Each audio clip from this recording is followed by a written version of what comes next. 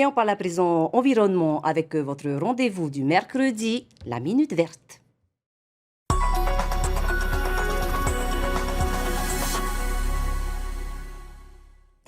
Temana Ote Umara, c'est le nom d'une toute nouvelle association fénoise qui souhaite sensibiliser sur l'urgence climatique.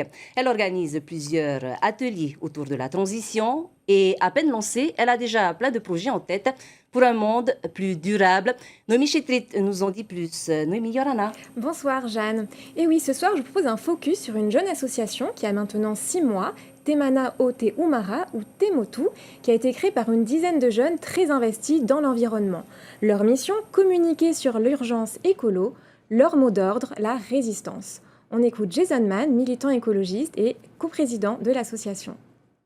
Le créneau qu'on prend avec Temotu, c'est vraiment de symboliser une résistance et un peu une colère de cette jeunesse qui se fait un peu voler son héritage parce que la nature est en train d'être détruite même ici en Polynésie française, sans compter les crises très globales comme le dérèglement climatique. Donc c'est une association qui va vraiment traiter ça avec cette vision assez moderne, on va dire, de l'écologie. On ne va pas se focaliser seulement sur la biodiversité, les espèces à protéger, les espèces envahissantes ou les déchets. On va vraiment traiter ça comme quelque chose d'assez systémique, de global.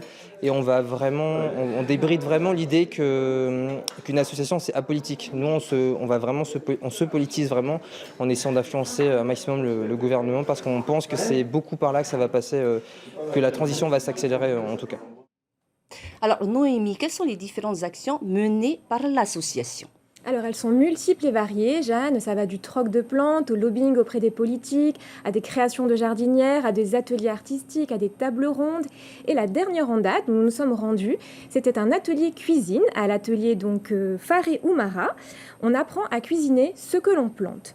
Car Temotu revendique une autonomie alimentaire afin de moins dépendre des importations pour réduire notre empreinte carbone et surtout renouer avec la culture du manger local, comme nous l'explique Jason Mann.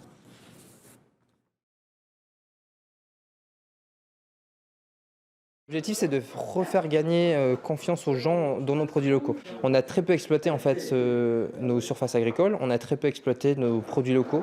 La façon dont on les cuisine, c'est assez restreint aux techniques, on va dire, ancestrales du Mataiti, du Ahima, alors qu'on peut les décliner en vraiment beaucoup de choses.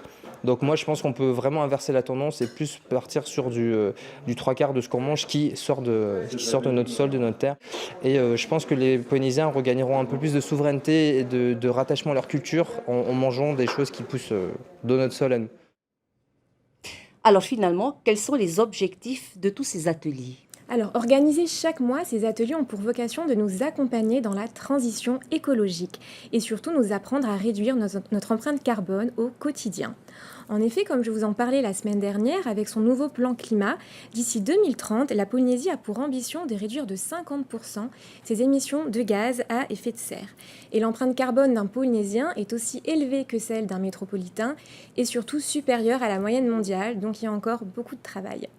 Voilà Jeanne pour cette Minute Verte consacrée à l'association Temotu et on se retrouve la semaine prochaine.